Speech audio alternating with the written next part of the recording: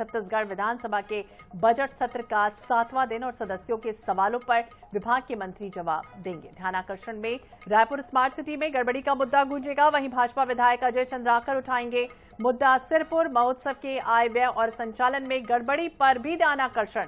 सरकारी उपक्रमों से जुड़े कई प्रतिवेदन सदन के पटल पर पेश होंगे। अलग अलग विधानसभा क्षेत्रों के विकास कार्यों को लेकर याचिकाएं प्रस्तुत होंगी। बजट सत्र में 2026 से 27 की अनुदान मांगों पर अहम चर्चा। पुलिस, गृह, जेल, पंचायत विभाग के बजट पर बहस। खाद्य संस्कृति, पर्यटन और धार्मिक न्यास विभाग की मांगों पर भी चर्चा तय है। तो विधानसभा बजट सत्र का 7वां दिन, कई मुद्दों पर आज चर्चा होनी है।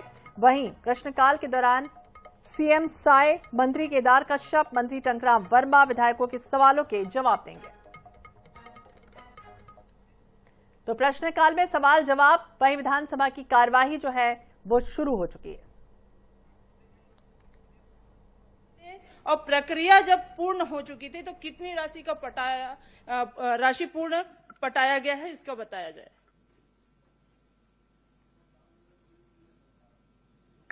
माननीय सभापति महोदय, माननीय सदस्य ने जिला सहकारी केंद्रीय बैंक शाखा डोंगरगढ़ के संदर्भ में जानकारी चाहिए और मैंने उसकी पूरी जानकारी दी। और क्योंकि वो पूरा जो जमीन है वो अतिक्रमण पे है और उसके लिए लगातार अपन पत्राचार कर रहे थे ताकि जमीन को कब्जा से मुक्त किया जाए। वर्तमान में जो जमीन वहां पर उपलब्धता की दृष्टि से हमारी कोशिश जारी है कि जल्द से जल्द ये जो भवन का निर्माण हो सके ताकि वहां के लोगों को सुविधाएं मिले। पूर्व में जो जमीन दिया गया था वो भी जो वहां पे अध्यक्ष रहे वो उनके ही जमीन के नजदीक में ही उनको कहते हैं वो किया गया था। तो वहां पर पार्किंग की सुविधा और बाकी सुविधाएं व्यवस्थित नहीं हो पा रही थी। तो इसके लिए भी हम लगातार चर्चा कर रहे हैं क्योंकि बैंक का मामला है। तो इसलिए वहां तत्काल उनको उनके सुविधा के हिसाब से वो जमीन उपलब्ध कराने का निर्णय भी। आदरणीय सभापति जी, उस जगह को डोंगरगढ़ के जो भूमि है, जिस जगह पे भू अर्जन के लिए भू पटक की जो प्रक्रिया होती है, उसकी राशि बैंक के द्वारा सहकारी केंद्रीय बैंक राजनांदगांव के द्वारा उसका भू राशि दिया गया। उसके बाद उसके भूमि पूजन हो चुका। उसके बाद उसमें आज टेंडर भी लग चुका है और उसके बाद आज जब आदेश प्रक्रिया के तहत वर्क ऑर्डर हो चुका है, उसके बाद भी आप कह रहे हैं कि वो जगह सही नहीं है। तो फिर पिछले समय में भूमि पूजन हुआ, 2 साल के अवधि में आपने एक ठेला, 2-4 ठेले हैं उसको नहीं हटवा पाए। मतलब सरकार इतनी कमजोर हो चुकी है कि अतिक्रमण नहीं हटा के आप वहां पे बैंक को सीधे सीधे जो किसान का बैंक है उसे आप नहीं बनाना चाह रहे हैं, जिसका स्वीकृति भी मिल चुका है। 39 लाख का जो आप ही ने कहा है, क्यों नहीं हटाया गया? क्यों आज तक के लंबित है ये? महोदय, ये जो स्वीकृति है लगभग 2023 का है सभापति महोदय, और इसके लिए लगातार प्रक्रिया चल रही थी। और वर्तमान में जो स्थल है वहां पर पार्किंग की सुविधा और जो अन्य सुविधाएं होनी चाहिए वो उसके लिए उपयुक्त स्थिति नहीं है। इसलिए कलेक्टर से चर्चा करके उसके संदर्भ में अलग जहां पर अच्छी जमीन हो इसके संदर्भ में अपन चर्चा कर रहे हैं। बार महोदय जी कह रहे हैं, मंत्री जी, कि पार्किंग की सुविधा, ये सारी चीजों को पहले देखा गया, तभी वहां पे वर्क ऑर्डर निकला, तभी वहां का टेंडर हुआ, तभी भूमि पूजन हुआ। अब ये सब होने के बाद आज वो किराए से संचालित है, वो भी भारतीय जनता पार्टी के एक नेता के रिश्तेदार के घर पे। तो ये आपत्तिजनक है, ये आपत्तिजनक है। आपत्तिजनक नहीं, इसका पूरा मेरे पास आप कहे तो मैं पटल पे रख सकती हूँ। ये वर्क ऑर्डर है और उसका एक कॉपी। कौन किराएदार है, कौन क्या है, वो किराएदार संबद्धता क्या है? सुनिए, नई विधेयक सदस्य हैं, नाम लेने के पहले प्रमाण मैंने नाम नहीं लिया, मैंने अभी नाम नहीं लिया। आपने मैंने किसी पार्टी जो को उल्लेख कैसे कर प्रक्रिया दिया? ये यहाँ पे आरोप हुई है वो बता रही हूँ मैं कि आज ये बता दीजिए कि वो किसका कब्जा है, वो तो बताएंगे मंत्री जी। मैं आपसे नहीं पूछ रहा हूँ। हाँ ठीक है ना, वो सुधार दिया ना। हाँ, मैं वो बस थोड़ा सा मदद कर दिया। मेरे ख्याल से आपकी मदद की उसका कब्जा किसका ये बता दे, उनको नाम बताया कब्जा। उनको बोलने दीजिएगा। वो कल माननीय भूपेश बघेल जी के पूछने के कारण और बहिर्गमन के कारण वो एक विद्यावती जी का प्रश्न लैप्स हो गया। पूरा टाइम ले लेते हैं, बाकी कांग्रेस के सदस्य इससे असंतुष्ट है बहुत। अच्छा सभापति महोदय, समय कौन ले? आप टाइम नहीं लेते हैं, बाकी लोग लेते हैं टाइम। पूरा सदन में सच आप ही का टाइम चल रहा है। आप प्रश्न कर दीजिए। सभापति जी, मैंने किसी का नाम नहीं लिया। इसमें यही कहा गया है कि यहाँ जब वर्क ऑर्डर हो चुका था, टेंडर लग चुका था, उसके बाद भूमि पूजन की प्रक्रिया हो गई थी, उसके बाद भी आज वहां पे ये कार्य संपन्न नहीं है और अतिक्रमण की बात बार बार करके 2 साल से इसे किराए से चलाया जा रहा है। और जब सामने ये बात आई, जब मेरा ध्यानाकर्षण लगा, प्रश्न करें जी मैं कर रही हूँ, ध्यानाकर्षण लगा, उसके बाद जब पता चला कि ये एक निजी व्यक्ति को लाभ देने के लिए, सीधे लाभ देने के लिए आज सरकार ने इसे किराए पे चला रहा है। तो ये मेरा सवाल था कि क्या किसानों का ये बैंक, किसानों के लिए जो बनाया जाता है ये बैंक, उस बैंक की भूमि पूजन कराएगी, फिर आवंटित हो गया, फिर आज काहे के लिए लंबित है? मैं यही जानना चाहती हूँ। मंत्री जी। मैंने अपने उत्तर में कहा कि वो जो जमीन है वहां पर पर्याप्त आज के दृष्टिकोण से वहां पर पार्किंग और अन्य जो सुविधाएं हैं वहां फिर पर वर्क ऑर्डर और उसके बाद इसमें सुन तो लीजिए, भूमि मेरी बात को पूजन सुन तो लीजिए पहले क्या बैंक और के शाखाओं इसको ने इसके लिए, बैंक के शाखाओं के अधिकारियों द्वारा, शासन के द्वारा इसका पूरा जांच हुआ होगा, तभी इसका वर्क ऑर्डर निकला होगा, तभी इसमें भूमि पूजन हुआ होगा। उस समय में क्या ये सब ये सारे चीजों को देखा नहीं गया था? तब वहां पे जिला सहकारी बैंक के जो अध्यक्ष रहे वो आपको मालूम है किस उसके थे और किस तरीके से वहां पर प्रक्रिया चलती थी और उनके ऊपर क्या क्या मामले हैं वो भी मालूम है आपको। बात शासन की, यहाँ पे काम जो होना था 2 साल से लंबित है। 2 साल के बाद आज भी कलेक्टर साहब ने कोई आवंटित, जो कोई भी जगह आवंटन नहीं किया, किराए से चलाया जा रहा है, जबकि इसकी राशि सैंक्शन है, स्वीकृत है। किराए, अब जब भवन नहीं है तो किराए से चलाया जा रहा है। और दो साल में आपने अभी तक के आपने अतिक्रमण नहीं हटा पाए, भवन नहीं है तो किराए में चलाइए। अब आप कहेंगे कि किराए में मत चलाइए, तो वो तो तय वहाँ पे कलेक्टर के माध्यम से यही मेरा सवाल है कि 2 साल में आपने वो जगह को क्यों, या तो आपने उस जगह को अतिक्रमण हटाते या फिर कोई पे कलेक्टर महोदय द्वारा आवंटन कर दिया जाता जगह को, लेकिन ना ही जगह का आवंटन हुआ है और ना ही वहां से अतिक्रमण हटा है। मतलब इसमें सीधी सीधी बात सामने आ रही है, जो कि मैंने कहा भारतीय जनता पार्टी के नेता के रिश्तेदार को लाभ पहुंचाने के, मैं इसमें गलत बात है ये। गलत बात नहीं, रिश्तेदार आखिर कोई ना कोई किसी रिश्तेदार होगा ही, तो ये बात नहीं करती, इसमें ये थोड़ी ना है, नाम नहीं लिया और जो नियम के तहत में है वो किया जा रहा है। सभापति जी पार्टी का नाम है, मैंने उसको रिपीट करने के लिए पहले बोल दिया था। आदरणीय सभापति जी, ये बार बार यही बात को मैं कहना चाहूंगी, किसानों का शेयर जिससे आज सहकारी केंद्रीय बैंक का संचालन होता है, उसके बाद उसका भवन निर्माण किया जाता है ताकि किसानों को कोई असुविधा ना हो। अब जब बैंक उस जगह को खरीद चुकी है, उसके बाद आज वो जगह को हम ये कह रहे हैं कि वहाँ पे पार्किंग की सुविधा नहीं है और उसके बाद उसको अतिक्रमण हटाया नहीं जा रहा है, ये कैसी बात हुई? प्रश्न मेरा यही है कि आज कब तक हटेगा ये अतिक्रमण और कब तक नया भवन बनेगा? सम्मानीय सभापति महोदय, जल्द से जल्द बनेगा। ठीक, आप मुझे समय दीजिए जी। माननीय सभापति महोदय, ये आपको बैंक बनाने के लिए कितनी जमीन की आवश्यकता है और पार्किंग के लिए कितनी जगह की आवश्यकता है और वहां पे कितना जमीन आपको अलॉट हुआ है? जो आप कमी पर डे बता रहे हैं पार्किंग के लिए, तो सवाल इस बात का है कि आपको जमीन कितने की है, आवश्यकता कितने की है और कितना अलॉटमेंट हुआ है और अतिक्रमण कितने में है?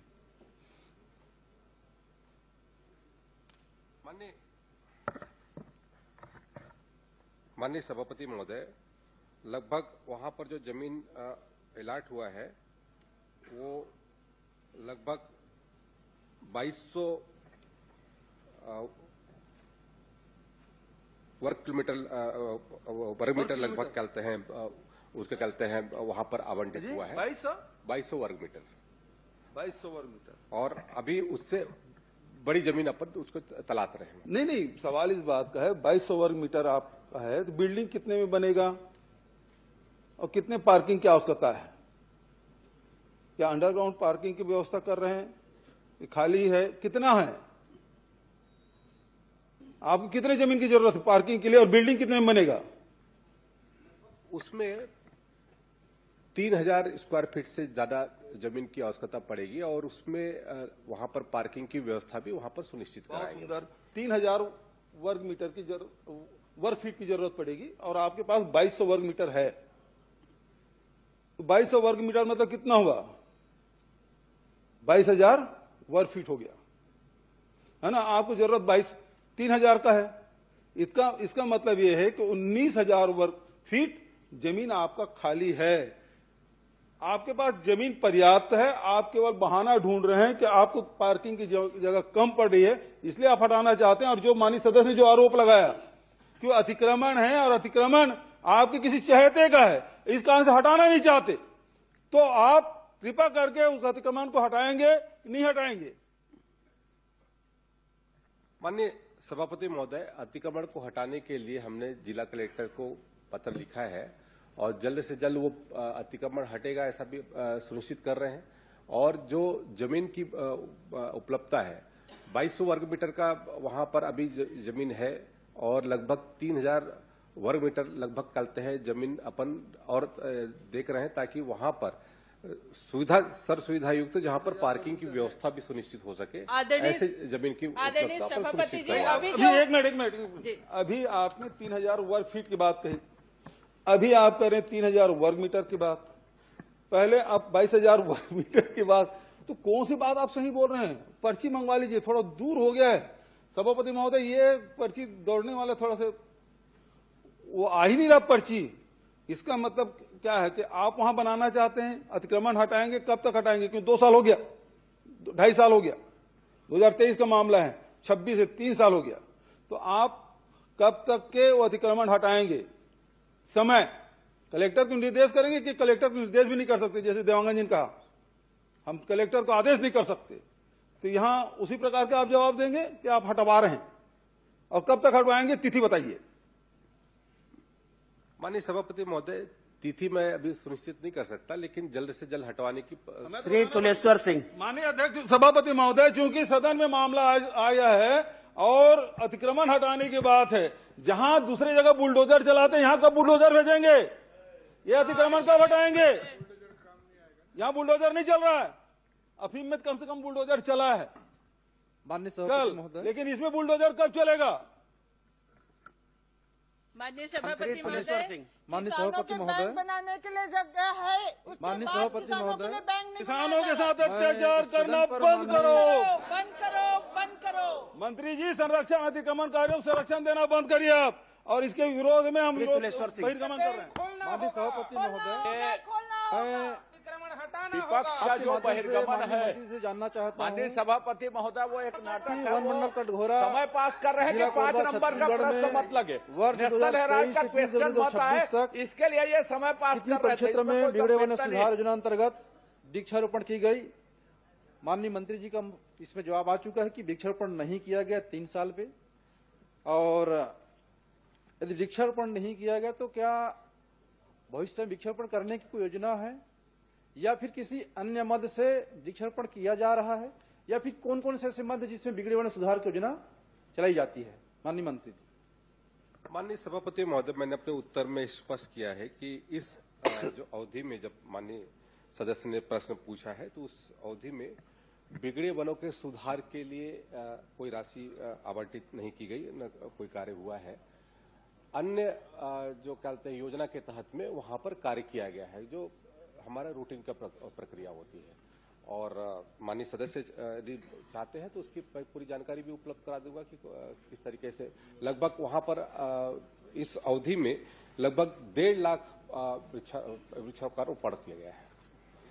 कोई जरूर मैं जो जानना चाह रहा हूं कि वो कौन सी योजना है, कौन सा मद है जिससे वृक्षारोपण किया गया?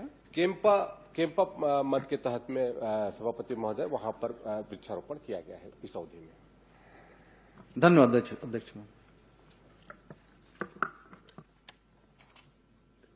श्री ओंकार साहू।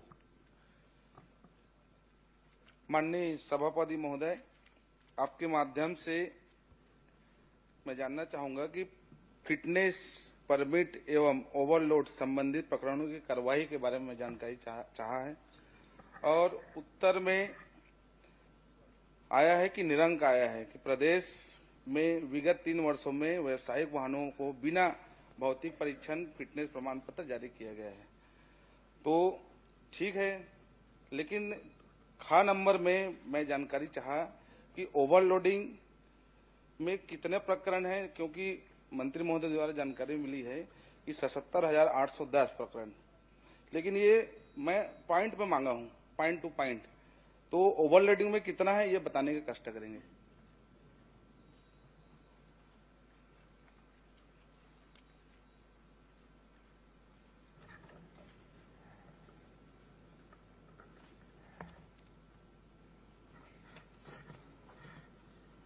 माननीय सभापति महोदय, जो मैंने जानकारी इनको दिया है, इसके तहत में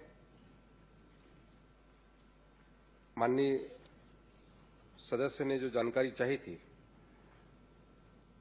और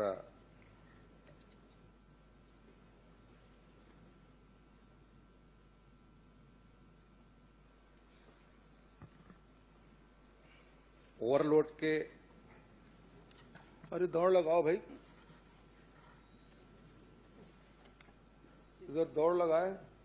3 ही प्रश्न है उसमें, ओवरलोडिंग की कितना है, बिना परमिट कितना, बिना नहीं, उन्होंने बिना बीमा कितना है, उससे फिटनेस तीनों प्रश्न है, फिटनेस का उसमें उन्होंने जानकारी अलग अलग बहुत लंबा उसमें जानकारी मांगा था, इसलिए मैंने कल लंबा कुछ नहीं है। और ओवरलोडिंग के उसकी जानकारी होगा तो मैं अलग से उपलब्ध करा दूंगा। मैंने फिटनेस का भी रखा हुआ है। अरे भाई इसमें लिखित है ओवरलोडिंग कितना है, बिना परमिट कितना है, बिना बीमा के कितना है, ये तो लिखित में प्रश्न है। और आपने एक जाय उत्तर दे दिया 78,000, 77,810, तो उन्होंने अलग अलग कितना है, आपके पास तो होगा आंकड़ा। इधर दौड़, ट्रांसपोर्ट डिपार्टमेंट में दौड़ नहीं लगा रहे कोई, परिवहन बिल्कुल ढीला। मैं इसकी अलग से उसकी जानकारी उपलब्ध करा दूंगा अध्यक्ष महोदय। सभापति लिखित उत्तर नहीं दे रहे सभापति महोदय, या तो इसके अलग अलग समय निर्धारित कर दीजिए। पूरी जानकारी मैंने दिया है, एग्जाई मैंने दिया हुआ है। इन्होंने अलग से पूछा है कि ओवरलोडिंग का कितना मामला है। नहीं, मैं तो प्रदेश को पूछा हूँ, आपको जिला वाइज देना चाहिए, लेकिन यहाँ पे तो जवाब में तो कुछ आया नहीं है। लेकिन अभी आपका पहला तो मिला नहीं है, बिना परमिट वाला भी बता दो अगर है तो आपके पास।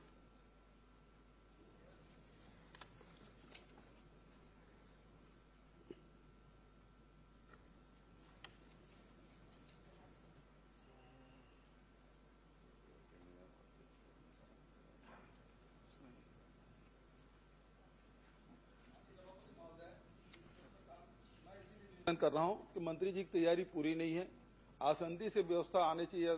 सभापति महोदय बता रहे हैं, मंत्री जी बता रहे हैं, बता ही नहीं रहे ना, न क का उत्तर आ रहा है न ख का उत्तर आ रहा है। भाई बिना वो व्यवसायिक वाहन के बिना भौतिक परीक्षण के, बिना फिटनेस के कितने हैं वो तो पूछा ही नहीं भाई। उसके बारे में आप कुछ बोले नहीं, मतलब जितने भी हैं वो सब फिटनेस वाले हैं। माननीय सभापति महोदय, उन्होंने फिटनेस की जानकारी मांगी थी, तो मैंने फिटनेस की पूरी जानकारी उनको उपलब्ध कराई है। और इसमें ये पूरा डाटा है मेरे पास। ना काम है तो आपने निरंक कर दिया। देखिए, छत्तीसगढ़ में जितनी गाड़ियां चल रही है 2023 में जो फिटनेस के उसमें चलते हैं, टोटल जो वो किया गया है उसमें 88,096 चलते हैं, उसमें फिटनेस वो किया गया है। और उसमें लगभग 87,000 चलते हैं पास हुए हैं, 87,900 चलते हैं 46। और 2024 में लगभग चलते हैं 1,02,000 चलते हैं, इसमें चलते हैं फिटनेस किया गया है। अब ये बताइए, आपने निरंक कहा वो सही है कि अभी बता रहे हैं वो सही है? नहीं, उत्तर ठीक नहीं आया सभापति महोदय। इसको दूसरे फिटनेस का डाटा मैंने रख दीजिए, आधे घंटे की चर्चा में रख दीजिए, किसी चीज रख ली, क्योंकि उत्तर तो नहीं आ रहा है। नहीं, निरंक वाले में सही जवाब दिया, आप पढ़िए उसको ठीक से। ऐसा तो ठीक है ना, वो तो तीन बिना माननीय सदस्य पूछे, हम तो केवल समय उसमें सुनो मंत्री जी हैं, भौतिक परीक्षा वो सक्षम मंत्री हैं, वो सक्षम मंत्री हैं और आपसे सीनियर भी हैं। गलत नहीं पूछ रहा हूं मैं तो उनको समय दे रहा हूं तब तक कि पर्ची आ जाए करके। प्रश्न का आप चुपचाप बैठे रहते हैं, अभी तक उत्तर भी नहीं दे रहा है। आगे पर्ची, ये ट्रांसपोर्ट डिपार्टमेंट बहुत धीमी गति से चल रहा है। अमेरिका से आता है वैसे आगे। करिए सभापति महोदय। नहीं, गाड़ी धीमी नहीं चल रही है, सर पर दौड़ रही है। नहीं, ये इसका निरंक है, इसका पूरी जानकारी लो, अब सुन लीजिए। अब श्यामलाल जी सुन लीजिए, पहले आंकड़े दे रहे थे, मतलब कुल मिला के तैयारी नहीं है। अब बिना तैयारी के विभाग ने कुछ भी उत्तर दे दिया है। या तो इसको दूसरे दिन के रखा जाए, नहीं तो हम इसका बाइकआउट करते हैं भाई। नहीं, किस बात के लिए? अरे आप उत्तर ही नहीं दे पा रहे हो। नहीं, आपने जो जानकारी मांगा, मैंने अलग से बोला कि अलग से कहे को यदि ओवरलोडिंग का मामला है तो ओवरलोडिंग का अलग से दे दूंगा आपको जानकारी, क्यों कितने वाहनों पर किया गया है। लिखित उत्तर मांगा गया है भाई, मैं दे दूंगा जानकारी। मैंने बोला मैं सदन को प्रकार आश्वस्त कर रहा हूँ, मैं इसकी पूरी जानकारी दे दूंगा। सभापति महोदय, इसको अलग से मैं निर्धारित किया जाए। उपलब्ध करा दूंगा बोल रहे हैं। नहीं, उपलब्ध कैसे होगा? ये तो लिखित उत्तर है। ये तो मंत्री विभाग को प्रताड़ित करना चाहिए, इनके पास कोई काम है ही नहीं है। एक उत्तर आंकड़ा नहीं दे पा रहे हैं। मंत्री जी माननीय सदस्य को उपलब्ध करा देंगे आप? नहीं माननीय सभापति महोदय, क्योंकि मैं लिखित में जानकारी मांगी तो मुझे लिखित में जानकारी मिलना चाहिए। ये जो तैयारी है विभाग का, ये बहुत ही शून्य है, क्योंकि सब चीज में निरंक दिया। चलो मैं तो कहा छोड़ दिया हूँ। में आपका जो जवाब है मैं उसमें संतुष्ट नहीं हूँ, तो मैं चाहता हूँ कि इसको आगे बढ़ाया जाए अगला दिन में। देखिए, आपका प्रश्न आप देखिए जी, आपने उसमें पूछा है कि परिवहन विभाग द्वारा वाहनों की ओवरलोड, 1 मिनट, ओवरलोडिंग, बिना परमिट संचालन तथा बिना बीमा पाए जाने पर कितने प्रकरण बनाए गए, कितनी राशि वसूल की गई। अब उसका ये जो जवाब दिया गया है कि पाए जाने पर 77,810 प्रकरण बनाए गए। आप केवल उसमें अब ये चाह रहे हैं, लिखित उत्तर आपको दे दिया है, आप ये चाह रहे हैं कि उसको अलग अलग बताएं। मंत्री जी आपको उपलब्ध करा देंगे जिलेवार पृथकता जानकारी। जी, जिलेवार जिलेवार भी उपलब्ध करा देंगे आप, वो भी उपलब्ध करा देंगे। नहीं, आप प्रश्न पढ़ लीजिए। बहुत मुश्किल प्रश्न में जो दिया गया है, माननीय सभापति महोदय, प्रश्न पूछने का अधिकार है माननीय भूपेश बघेल जी को, लेकिन धमकाने का अधिकार नहीं है। आप धमका रहे थे, मैं बहिष्कार करूंगा करके, बाइकाट करेंगे करके आप धमका रहे थे मंत्री, अभी धमका रहे थे। और आप ऐसा नहीं पूछते, प्रश्नकाल ऐसा नहीं चलता। आपकी मर्जी से प्रश्नकाल नहीं रहे, अपनी बात रखें, प्रश्नकाल नहीं चलेगा, धमकी नहीं चलेगी आपकी। आपने धमकाया, बाइकाट करूंगा करके, आपने कहा मंत्री जी को ऐसा धमकी नहीं दी है। आपको बाइकाट किया थे, आपको बाइकाट किया था, याद है? धमकी दी, अभी धमकी दी आपने, धमकी नहीं दिया, आपने धमकी दी, बात रखने का अधिकार है। आप बैठ जाए, आप भी बैठिए, आप भी बैठिए, आप बैठिए, सब बैठिए। आपको कौन सी जानकारी चाहिए? आप बैठिए, आप भी बैठिए। भूपेश बघेल जी, आपसे बात कर रहा हूँ। मंत्री जी थे, इनका बाइकाट किए थे, भूल गए आप? मंत्री जी, आप मंत्री जी नहीं दे रहे, मौन धारण टाइप का लग रहा है। सुना नहीं, कुछ नहीं लग रहा है। आप बैठिए, क्या होगा? आप बैठिए ना। मैंने, आप राम कुमार जी, माननीय सदस्य आप बैठे। आपने जो पूछा मैंने आपको पढ़ के बताया। आप जो बोल रहे हो ना लिखित में उसका जवाब आया है, मैंने आपको पढ़ के बताया है। आपने जो प्रश्न किया है उसको पढ़ लीजिए। और आपने उसमें पृथकता जानकारी नहीं मांगी है, आपने जो मांगी है जानकारी, मंत्री जी ने उसका जवाब दिया है, यही मैं आपको बोला हूं। और इसलिए उसमें अंतिम प्रश्न और कुछ करना है तो कर लीजिए, उसके बाद आगे बढ़ते हैं। सभापति महोदय, क्योंकि मैंने पॉइंट टू पॉइंट मांगा है। भाई आप पढ़िए, पॉइंट टू पॉइंट मैं पढ़ देता हूं। एक बार मैं पढ़ता हूं आपको। जी, उक्त अवधि में परिवहन विभाग द्वारा वाहनों की ओवरलोडिंग, बिना परमिट संचालन एवं बिना बीमा पाए जाने पर कितने प्रकरण बनाए गए तथा कितनी राशि वसूल की गई। अब आप पढ़िए। उक्त अवधि में ओवरलोडिंग, बिना परमिट संचालन एवं बिना बीमा पाए जाने पर 77,810 प्रकरण बनाए गए। उसकी राशि भी दी गई है। कि कितना उसमें आपने जो पूछा नहीं, मंत्री ने मैं- वही देखिए- आप इसमें आप मेरे को ये बताइए, आप जो सभापति पूछे अभी, महोदय, माननीय आप जो अभी पूछे तो मैंने कहा मंत्री जी को जानकारी लेकर के आपको उपलब्ध कराएं। नहीं माननीय माननीय सदस्य सभापति को महोदय, जानकारी मैं तो चाहिए, पार्टी इसको का बाइफरकेट अलग करके देना है। अरे पूरे प्रदेश का दिया है। ये इसे पूरा प्रदेश का दिया हुआ है 77,810। ये तो बेहद दुर्भाग्यजनक है। नहीं विभाग में कोई कंट्रोल मंत्री जी का नहीं है, अभी तक के उत्तर नहीं आ पाया है और नहीं आ पाया, इसे हम लोग बहिर्गमन कर रहे हैं। भाई माननीय सभापति श्री महोदय, कुंवर सिंह निषाद।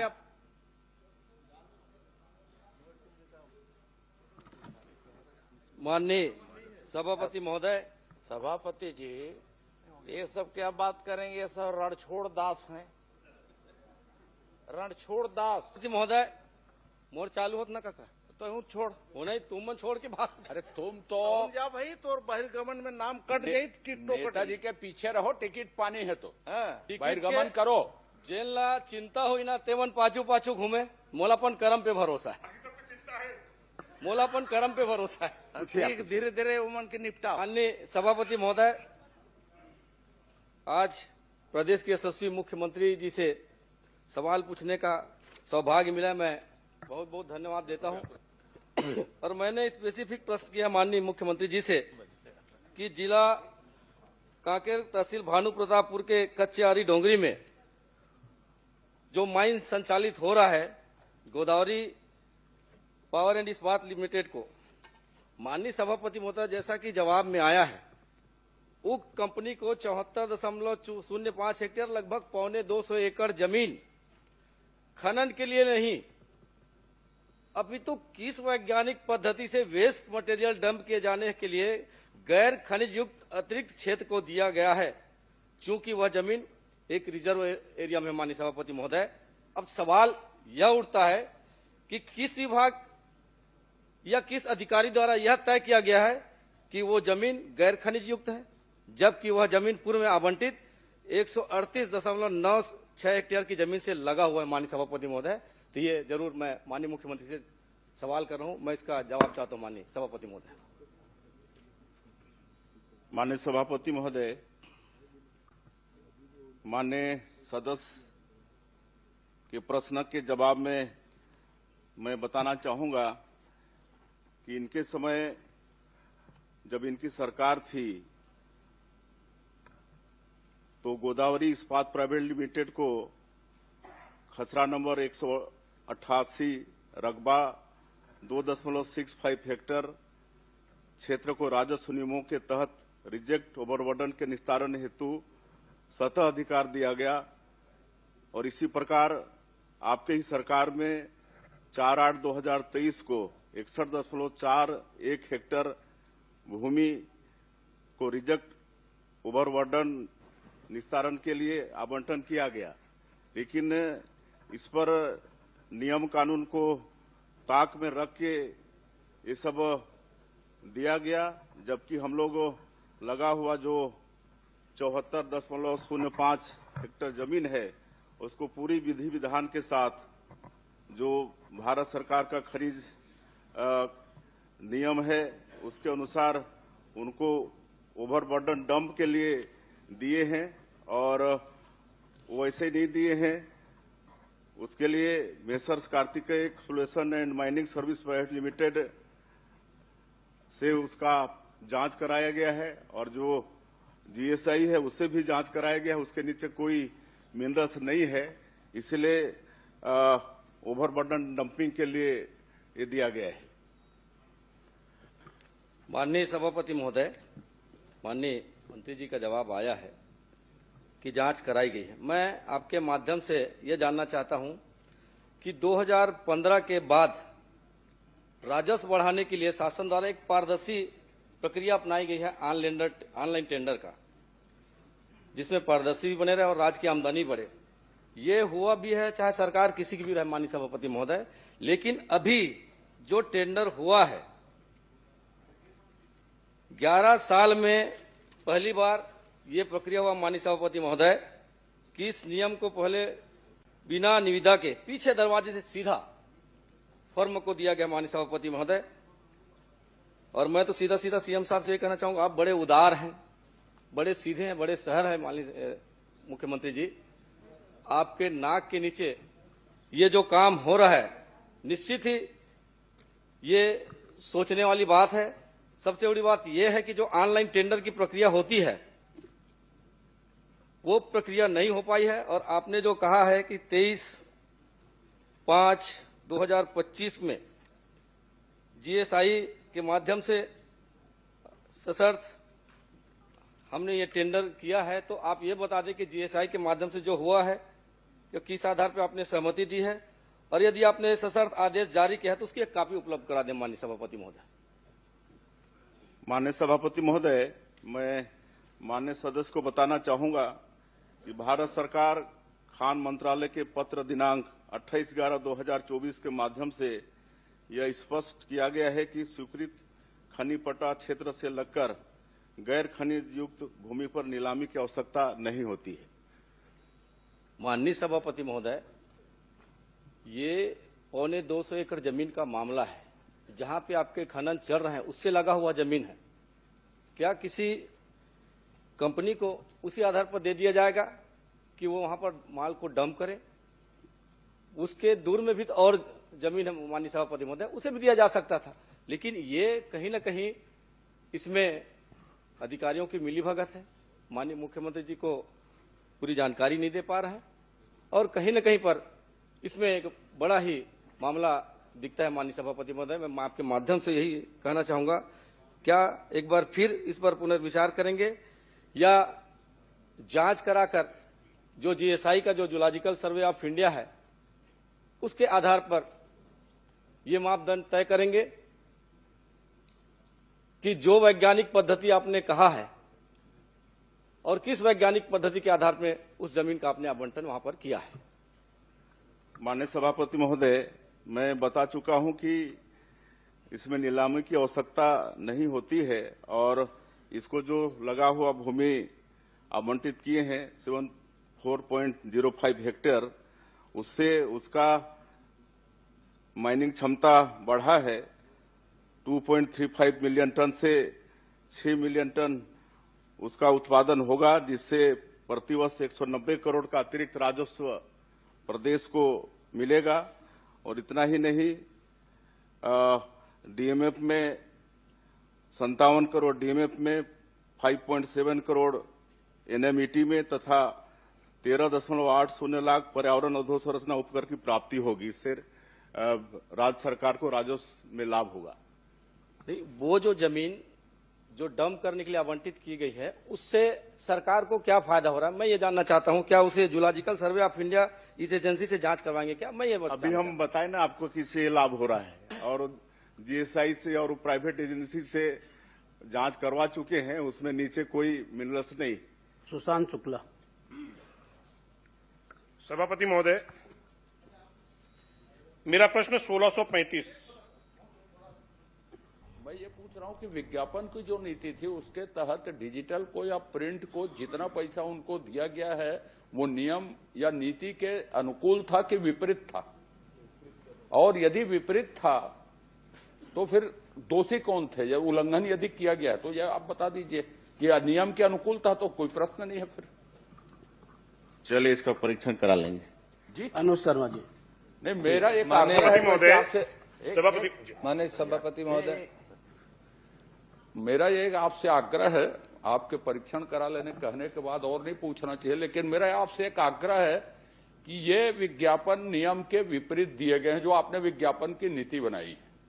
पहली बात नहीं, सीएम साहब का जवाब उसमें आ गया है कि उसको परीक्षण करा लेंगे, वो आ जाएगा। जो बोलना माननीय सभापति मैं महोदय, क्रॉस नहीं कर बढ़ गया है, आगे बढ़ गया, शर्मा जी के नाम हो गया है, शर्मा जी को हो गया भाई। तो मेरा ये कहना है परीक्षण की जगह में इसकी जांच एक समयावधि में करवा दे। परीक्षण की जगह में ये मेरा आग्रह है कि ताकि भविष्य में चाहे वो राजनीतिक दल के हों, चाहे प्रदेश के बाहर के हों, किसी के स्वामित्व के हों, एसोसिएटेड प्रेस के हों, चाहे उसका मुकदमा चल रहा हो, चाहे राजनीतिक व्यक्ति जुड़े हों, ऐसी चीजों से हमारे प्रदेश के धन का दुरुपयोग न हो सके।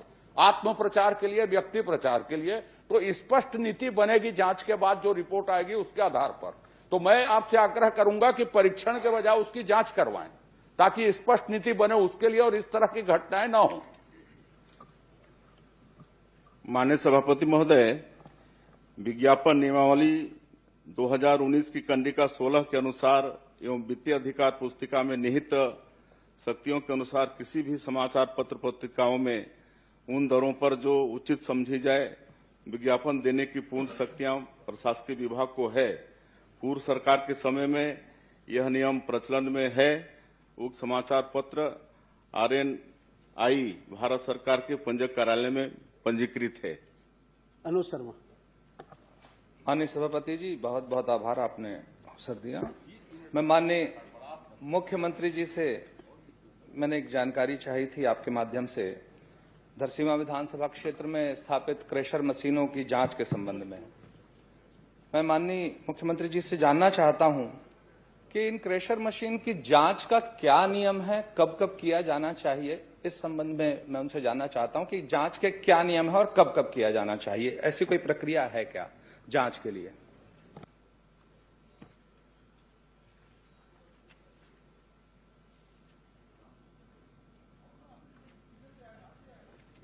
माननीय मुख्यमंत्री जी।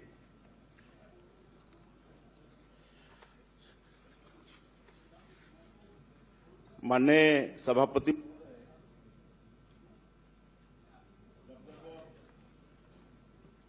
शिकायत मिली है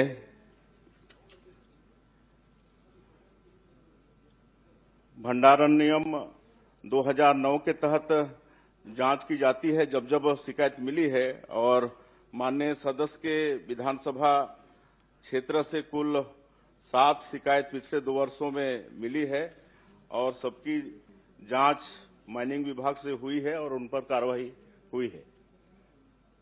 माननीय सभापति महोदय, कुल मिलाकर 2018 से लेकर 2026 तक 10 बार जांच की गई है और इस 10 बार की जांच में 6 जांच ऐसी पाई गई जिसमें कोई अनियमितता नहीं थी। केवल 4 संस्थाओं के विरुद्ध कार्रवाई हुई है और इसमें सबसे बड़ी बात यह रहती है माननीय सभापति महोदय, जिसमें सरकारी खजाने का बहुत बड़ा नुकसान होता है।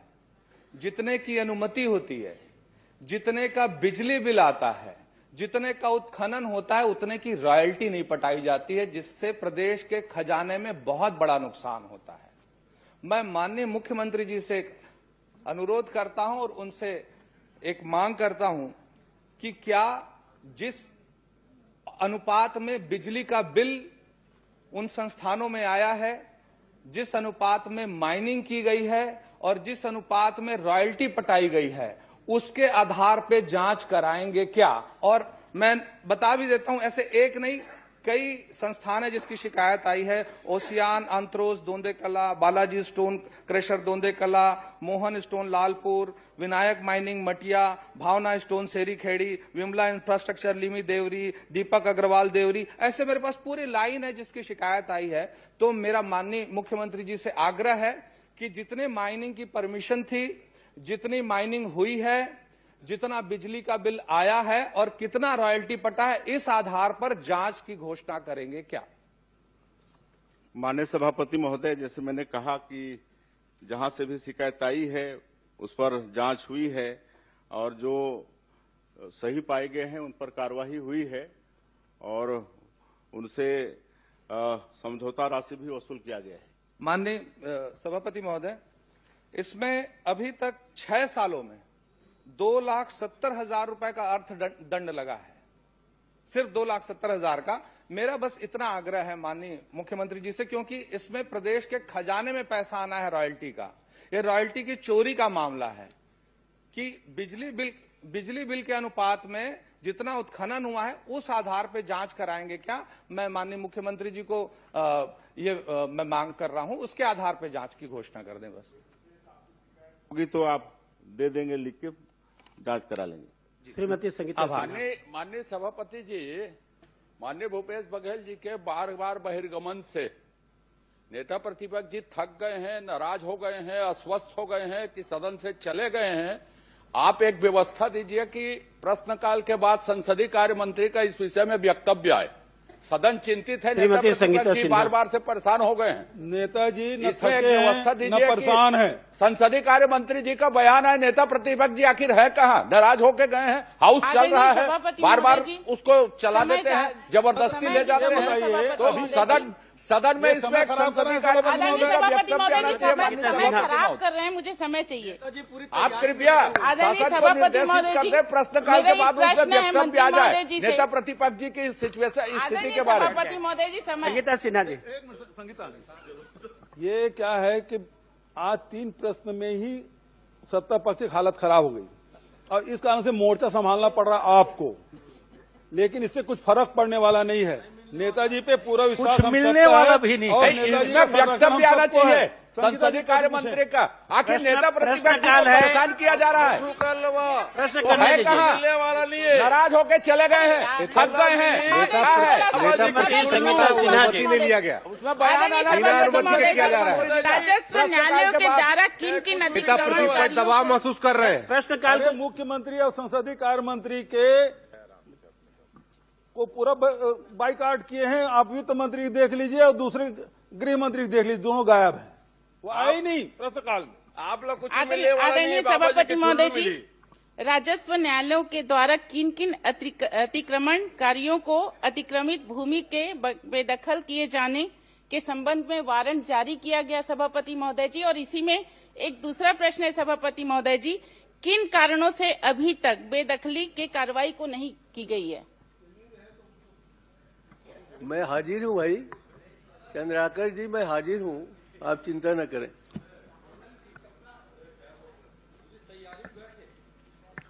माननीय सभापति महोदय,